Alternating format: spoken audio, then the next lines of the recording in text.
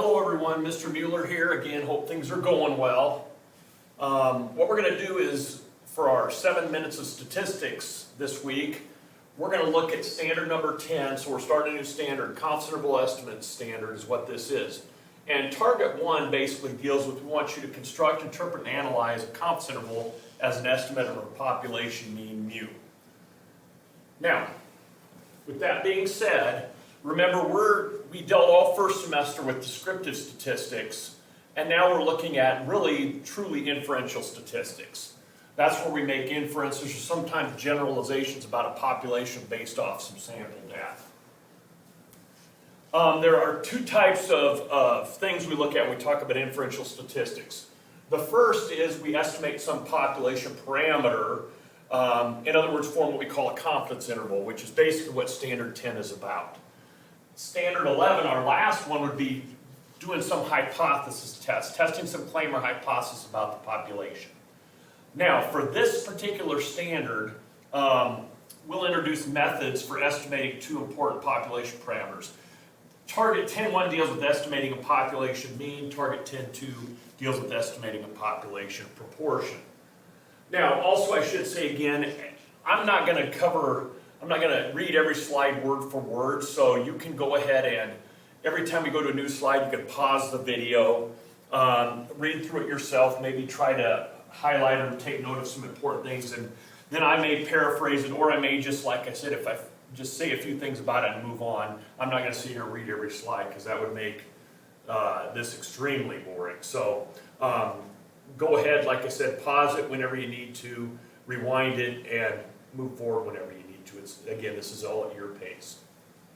So these are a couple short videos. They're basically around 4 minutes that I think do a really good job of describing what a confidence interval is. I will go ahead and put these on Classroom. Obviously, you won't be able to get to them from here, but I'll put them on Classroom and you can look at them if you wish. Again, I'm going to cover some of these things in these videos, but again, I think these are tremendous videos. They're not too long, and I think they would definitely help you out with respect to understanding what a confidence interval actually is. Now, why do we need confidence intervals? The reason is because many times we don't know what a population value is. Like, for instance, the average ACT score of Norfolk High School seniors. Now, again, I understand that we can't get that information. I'm just saying if we didn't know that, then what we would do is we'd take a sample from the population. Well, the thing is, if you took a sample from the population, let's say again we're interested in the average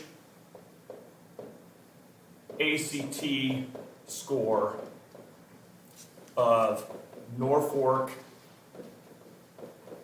High School seniors. Again, something you can relate to. Now, we do have this information. We can get this, but let's say that if we couldn't. So what you do, let's say you take a sample of 15 seniors and you find the average ACT score of that sample to be 20.1.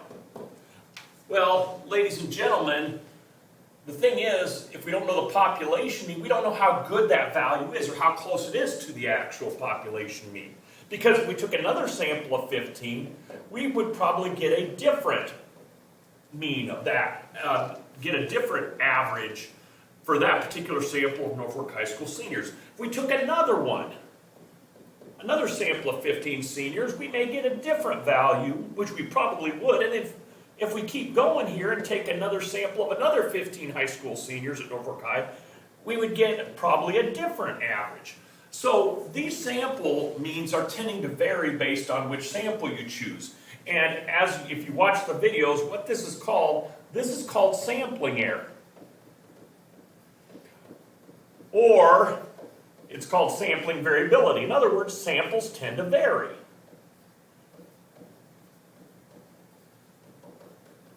So the thing is, how do we know which one is closest to the population mean? How good is it?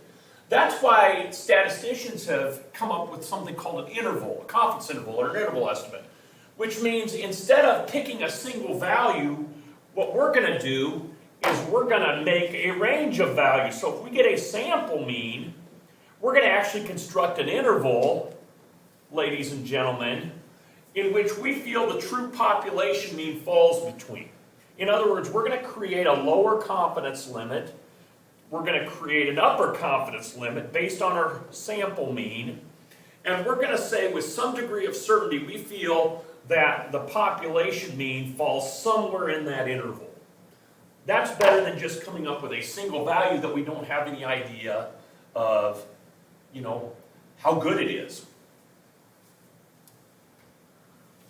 Now, how we construct this, ladies and gentlemen, how we construct a confidence interval is basically we take our point estimate, which we'll talk about all these terms in a second, and then we add or subtract something called the margin of error from that point estimate.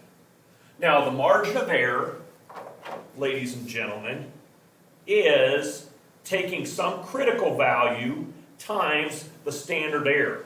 And if you remember, the standard error from our central limit theorem is just basically the population standard deviation divided by the square root of sample size. Okay?